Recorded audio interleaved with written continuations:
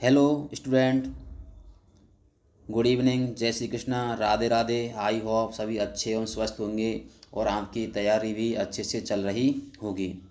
आज का हमारा टॉपिक्स है फीमेल रिप्रोडक्टिव सिस्टम या मादा जनन तंत्र। मादा जनन तंत्र को आज हम कंप्लीट जानकारी देने वाले हैं थ्री डी डायग्राम के द्वारा। आपके मन में जो किसी प्रकार का डाउट होगा मादा जनन तंत्र से संबंधित, वो इस वीडियो को देखने के बाद मैं आशा करता हूँ वो क्लियर हो जाएगा और आपके मन में किसी प्रकार का क्वेश्चन नहीं रहेगा। तो आपको ये वीडियो लास्ट तक देखना है और आपके मन में जो भी किसी प्रकार का डाउट होगा वो क्लियर हो जाएगा और वीडियो को अच्छे से समझ के देखना है। तो हम स्टार्ट करते हैं आज का सेशन, मादा जनन तंत्र फीमेल रिप्रोडक्टिव सिस्टम। तो मादा जनन तंत्र क्या है, ये देखो ये चित्र दिया हुआ है, डायग्राम दिया हुआ है। डायग्राम में ये बाहरी स्ट्रक्चर है, इसकी एक्सटर्नल बाहरी स्ट्रक्चर है मादा जनन तंत्र की। ये क्या है, हमारे उदर गुहा के नीचे दिखाया गया है। इसको देखो, इसमें दो क्या है, फेलोपियन ट्यूब हैं। ये क्या इसके प्रमुख अंग हैं। तो मादा जनन तंत्र के प्रमुख अंग होते हैं, प्राइमरी अंग होते हैं अंडाशय। क्या होते हैं? अंडाशय। क्या होते हैं? ओवरी। ओवरी यानी क्या होता है? अंडाशय होते हैं, ओवल्स कहते हैं उनको।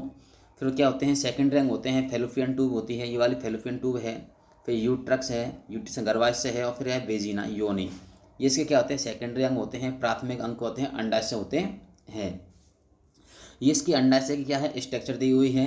इसकी ये वाला अंदर वाला भाग है जो क्या है, ग्रे कलर का है, ये साइटोप्लाज्म है, कोशिका द्रव्य है। उस मध्य में छोटा सा भाग दिखाई दिया है, ये क्या है, केंद्रक है इसका अंडाशय का। तो इस प्रकार की स्ट्रक्चर क्या होती है, अंडाशय की स्ट्रक्चर है। तो हम एक एक अंग को हम विस्तृत जानकारी प्राप्त करते हैं। फर्स्ट इसके प्राइमरी अंग क्या होता है, अंडाशय होता है। तो अंडाशय के बारे में जानकारी प्राप्त करते हैं। तो प्राथमिक अंग होता है मादा जनन तंत्र का, अंडाशय होता है। तो मादा में एक जोड़ी अंडाशय पाए जाते हैं। क्या जाते हैं? एक जोड़ी अंडाशय पाए जाते हैं जो दोनों उदर गुहा में, जो क्या होते हैं, उदर गुहा में किडनी के नीचे श्रोणि भाग में गर्भाशय के दोनों स्थित होते हैं। देखो ये दोनों अंडाशय हैं, ये वाले ये अंडाशय हैं। कहाँ हैं दोनों? गर्भ, ये वाला भाग क्या है, गर्भाशय है। तो गर्भाशय के दोनों तरफ होते हैं, श्रोणि भाग के नीचे होते हैं और उदर गुहा में होते हैं। तो ये मादा जनन कोशिकाओं का क्या करते हैं, जो अंडाशय होते हैं, क्या होते हैं, अंडाशय होते हैं। ये क्या करते हैं, अंडाणु का निर्माण करते हैं। क्या करते हैं? अंडाणु का निर्माण करते हैं, ओवल्स का निर्माण करते हैं। और इनका द्वितीय कार्य होता है एस्ट्रोजन और प्रोजेस्टेरोन हार्मोन का स्त्राव करना या निर्माण करना। जो अंडाशय, जो क्या होते हैं, अंडाशय होते हैं। तो अंडाशय क्या है, लैंगिक जनन के प्राइमरी अंग हैं। क्या है? प्राइमरी अंग हैं। और ये क्या करते हैं, ये वाले दोनों अंडाशय एस्ट्रोजन और प्रोजेस्टेरोन हार्मोन का क्या करते हैं, स्त्रावन करते हैं। ये हार्मोन मादा में क्या आते हैं, लैंगिक परिवर्तनों के लिए उत्तरदायी होते हैं और लड़कियों में किशोरावस्था के लिए उत्तरदायी होते हैं। प्रत्येक अंडाशय में क्या होती हैं, असंख्य विशिष्ट संरचनाएं होती हैं। क्या होती हैं? देखो इस वाले अंडाशय के देखो, इसके अंदर बहुत सारी क्या है, विशिष्ट संरचनाएं, सूक्ष्म संरचनाएं होती हैं। विशिष्ट संरचनाएं होती हैं जो अंडाशयी पुटिकाएं कहते हैं। उन्हें क्या कहते हैं? अंडाशयी पुटिकाएं कहते हैं। ये पुटिकाएं अंडाणु का निर्माण करती हैं और अंडाणु परिपक्व होने के बाद अंडाशय से निकलकर, इससे यहाँ से निकलेगा, इस फैलोपियन ट्यूब के द्वारा गर्भाशय में आ जाता है। निकलने के बाद अंडवाहिनी या फैलोपियन ट्यूब से गर्भाशय तक पहुंचते हैं और अंडाशय से स्रावित हार्मोन स्त्रियों में होने वाले लैंगिक परिवर्तन, अंडाणु के निर्माण आदि कार्यों में मदद करते हैं। जो क्या होते हैं, अंडाशय से जो हार्मोन निकलते हैं, एस्ट्रोजन और प्रोजेस्टेरोन, ये क्या करते हैं, मादा में लैंगिक क्रिया के लिए क्या करते हैं, उचित परिस्थितियाँ का निर्माण करते हैं और अंडाणु का निर्माण करने में सहायक होते हैं। ये है कि आपके ओवल्स या अंडाशय, ओवरी के बारे में, अंडाशय के बारे में संपूर्ण जानकारी आपके मन में, मैं ऐसा करता हूँ, समझ में आ गया होगा अंडाशय के बारे में। यह है अंडाशय। फिर आते हैं इसके सेकेंडरी ऑर्गन्स, द्वितीयक अंग कौन कौन से होते हैं। तो द्वितीयक अंग होते हैं, फर्स्ट होती है अंडवाहिनी। अंडवाहिनी कहते हैं फैलोपियन ट्यूब।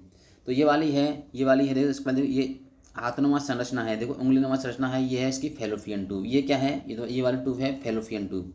और ये इसके क्या है, अंडाशय है, ये वाला अंडाशय है और ये भी क्या है, अंडाशय है। अब देखो इसके अंडाशय के अंदर छोटी छोटी सूक्ष्म संरचनाएं दी गई हुई हैं। देखो इसके अंदर, देखो ये सूक्ष्म संरचना, असंख्य संरचनाएं होती हैं। क्या होती हैं? असंख्य संरचनाएं होती हैं जो क्या करती हैं, फैलोपियन पुटिका का या अंडाशय पुटिका का निर्माण करती हैं। और देखो ये अंडाशय पुटिका हैं, अंडाशय पुटिकाओं क्या करती हैं, निर्माण करती हैं। यह एक लंबी कुंडलित नलिकाकार अंग है। क्या है? देखो कुंडलित है और लंबी नलिकाकार नली है जो गर्भ से हैं, जो गर्भाशय के दोनों स्थित होती हैं। जो क्या आती हैं, गर्भाशय, ये वाला भाग गर्भाशय है। इसके दोनों ओर की क्या है, फैलोपियन ट्यूब है ना, दोनों स्थित होती हैं। अंडवाहिनी की नलियाँ क्या बनाती हैं, अंडवाहिनी की नालियाँ अंडाणुओं को अंडाशय से गर्भाशय तक पहुँचाने का कार्य करती हैं। तो ये क्या करती हैं, यहाँ से क्या होता है, अंडाणु का निर्माण होगा। तो अंडाणु का निर्माण होगा तो क्या करेंगे, ये कोशिकाएं यहाँ से अंडाणुओं को ले जाने करती हैं, यहाँ से अंडाणु का निर्माण होगा, यहाँ से अंडाणुओं को ले जाती हैं, इस नली के द्वारा गर्भाशय तक पहुँचाती है। यहाँ तक आ जाएगा तो यहाँ पर आने के बाद क्या होगा, अंडाशय जाएंगे और गर्भाशय में क्या होते हैं, रोपित स्थापित होते हैं। यह 10 से 12 सेंटीमीटर लंबी नली होती है। यहाँ से इसकी लंबाई, यहाँ से और यहाँ तक की लंबाई इसकी क्या होती है, 10 से 12 सेंटीमीटर लंबी होती है।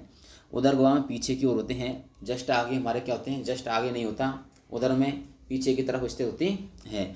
निषेचन क्रिया के लिए अनुकूल परिस्थितियाँ बनाने में मदद करती हैं। यदि क्या होगा, फैलोपियन ट्यूब नहीं होगी तो क्या होगा, मादा के अंदर क्या होगा, निषेचन की प्रक्रिया नहीं होगी, उसमें निषेचन की क्रिया नहीं होगी। तो ये क्या करती हैं, अंडाशय से अंडाणुओं को ले जाने में क्या करती है, मार्ग प्रदान करती हैं। अंडाणुओं को अंडाशय से गर्भाशय तक ले जाने का कार्य करती हैं। तो ये गई अंडवाहिनी या फैलोपियन ट्यूब के बारे में जानकारी। अब नेक्स्ट सेकंड ऑर्गन है इसका गर्भाशय। क्या है, गर्भाशय है। देखो इसमें देखो इस तरह के आते हैं, इस स्ट्रक्चर के अंदर आप एक बार और जानकारी प्राप्त करते हैं। देखो आपको कंप्लीट जानकारी मिलने वाली है, अच्छे से क्लास को देखते रहें।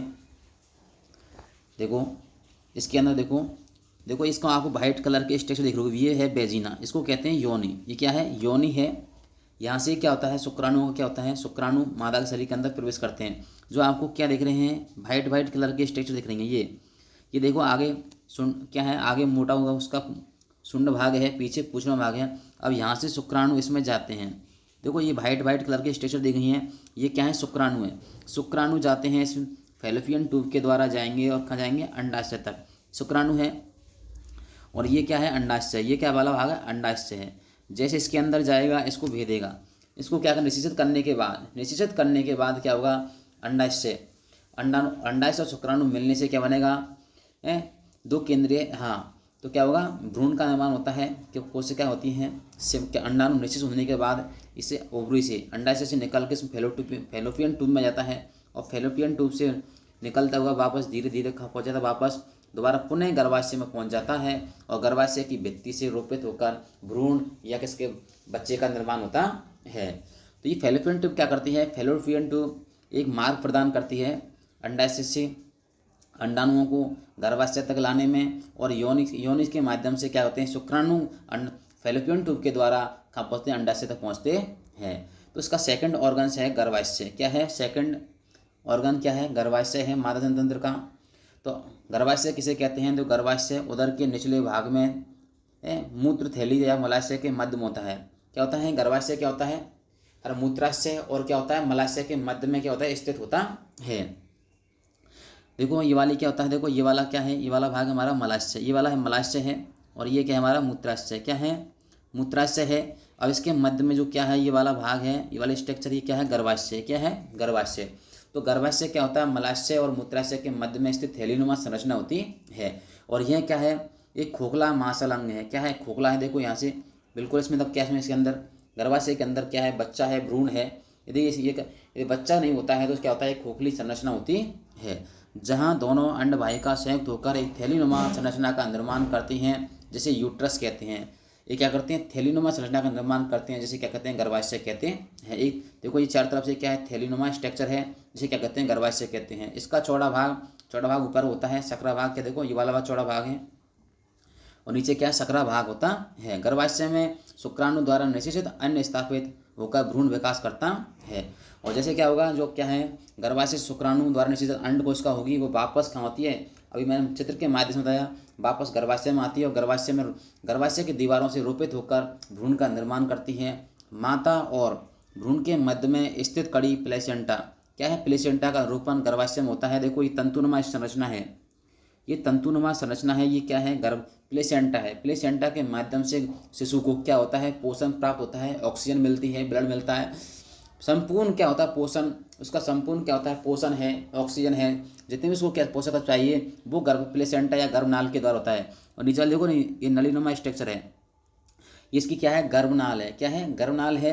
गर्भनाल क्या करती है, प्लेसेंटा से पोषक तत्वों को, ऑक्सीजन, ब्लड्स को अब्जॉर्ब करके, अवशोषित करके शिशु को पोषण प्रदान करने में सहायक होती है। तो ये हो गर्भाशय। मैं ऐसा करता हूँ गर्भाशय के बारे में आपको संपूर्ण जानकारी मिल गई। मैंने आपको चित्र के माध्यम से 3D चित्र के डायग्राम के द्वारा इसको यूट्रस या गर्भाशय को समझाया है। नेक्स्ट का भाग आता है बेजिना। ये क्या है? बेजिना है, ये किसका है?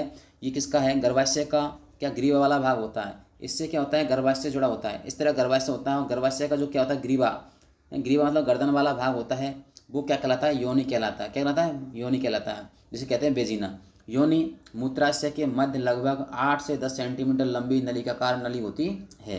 जो मूत्राशय होता है हमारा, क्या होती है?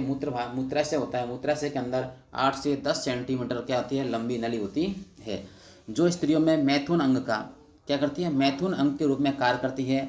ये अंग क्या करता है? स्त्रियों में निषेचन या मैथुन अंग के रूप में कार्य करता है। ये अंग स्त्रियों में रजु धर्म स्त्राव, मासिक धर्म या प्रसव मार्ग का कार्य करता है। इसी अंग के द्वारा क्या होता है? बच्चे या भ्रूण का निर्माण होता है, जो प्रसव प्रक्रिया में महत्वपूर्ण भूमिका निभाता है। ये थी बेजिना के बारे में जानकारी। नेक्स्ट देखते हैं हम, ये आपकी क्या हो गया? कंप्लीट क्या हो गया? मादा जनतंत्र की स्ट्रक्चर और उसके अंगों के प्रमुख अंगों के बारे में महत्वपूर्ण जानकारी आपको मिल गई होगी। और मैं ऐसा करता हूँ आपके में मादा जनतंत्र कंप्लीट समझ में आ गया होगा। हम देखते हैं आगे और इसके बारे में और विस्तृत जानकारी प्राप्त करते हैं। देखो ये होता है अंडाशय। देखो ये है अंडाशय और ये है जो नीले कलर के हैं पुच्छमय स्ट्रक्चर है, ये है शुक्राणु। ये क्या करें? असंख्य संख्या में शुक्राणु होते हैं और जो अंडाशय को भेदते हैं। क्या होते हैं? अंडाशय को भेदने के बाद क्या होती है? कोशिकाएं। देखो ये क्या है? ओवरी है। ये क्या है? ये है गर्भाशय। गर्भाशय से होते शुक्राणु यहाँ इससे होते हुए खा जाते हैं। ये फेलोपियन ट्यूब है और यहाँ पर क्या है? अंडाशय। ये क्या है? अंडाशय है। अंडाशय में जाएंगे। अंडाशय में जाने के बाद यहाँ पर क्या होगा? ये अंडाशय, ये वाला भाग ये अंडाशय है। अंडाशय में शुक्राणु गया। शुक्राणु क्या करेगा? अंडाशय को उससे क्या निषेचित होगा। निषेचित होने के बाद वापस निकलेगा और इस प्रकार की स्ट्रक्चर बनेगी। देखो इसमें 2 केंद्रक नुमा संरचना है। देखो अब इससे क्या होगा? ये फर्टिलाइज जाइगोट। ये फर्टिलाइज मतलब निषेचित अंड है। ये क्या है? निषेचित अंड कोश का है। इसके बाद क्या होगा? पहले दिन में इस तरह की स्ट्रक्चर बनेगी। जब शुक्राणु अंडाणु को निषेचित करने के बाद इस तरह की स्ट्रक्चर बनेगी फर्स्ट डे। सेकंड डे में क्या होगा? ये शुक्राणु 2 भागों में बढ़ जाएगा। ऐसे कहते हैं क्लीवेज का अंतरण कहते हैं। थर्ड दिन में इसकी 2 पुत्री कोशिका से 4 पुत्री कोशिकाएं बनेंगी। 4 से क्या बनेंगी? है ना 8 सेल पुत्री कोशिकाएं बनेंगी। 8 से बनेंगी कितनी बनेंगी? 8 सेल्स कम्पैक्ट क्या आ गई? मोरुल अवस्था आ गई। मोरुलस होती है इसकी। देखो फिर इसके बाद इस तरह की अवस्था बनेगी। धीरे धीरे देखो जो नीले कलर का है इसमें जो पदार्थ है ये क्या कर रहा है? भ्रूण का निर्माण कर रहा है। फिर ये पदार्थ धीरे धीरे क्या होगा? बढ़ेगा। बढ़ने के बाद क्या होगा? 8 से 9 दिन के बाद क्या होगा? यह अंड कोशिका क्या आ जाती है? गर्भाशय में आ जाती है और गर्भाशय की दीवार से रोपित हो जाती है। इस प्रकार क्या होता है? गर्भाशय के अंदर भ्रूण का शिशु का निर्माण होता है। और कुछ 3 से 4 महीने के बाद 60 दिन के बाद से 7 से 8 वीक के बाद यह क्या होता है? इस तरह गर्भाशय में रोपित हो जाता है और एक भ्रूणनुमा एक क्या होती है? एक भ्रूण एक बच्चेनुमा संरचना दिखाई देती है। ये था आपका मादा जनन तंत्र। मैं ऐसा करता हूँ कि आपके मादा जनन तंत्र के बारे में आपको कंप्लीट इन्फॉर्मेशन जानकारी प्राप्त हो गई होगी। और इस वीडियो के माध्यम से आप नोट्स बना सकते हैं। आप इस चैनल पर नए हों तो चैनल को सब्सक्राइब कर लें। चैनल को सब्सक्राइब करें एवं बेल आइकन को दबा लें। और ये आपके फ्रेंड सर्कल में वीडियो को ज़्यादा शेयर करें, लाइक करें एवं कमेंट करें। थैंक यू, धन्यवाद।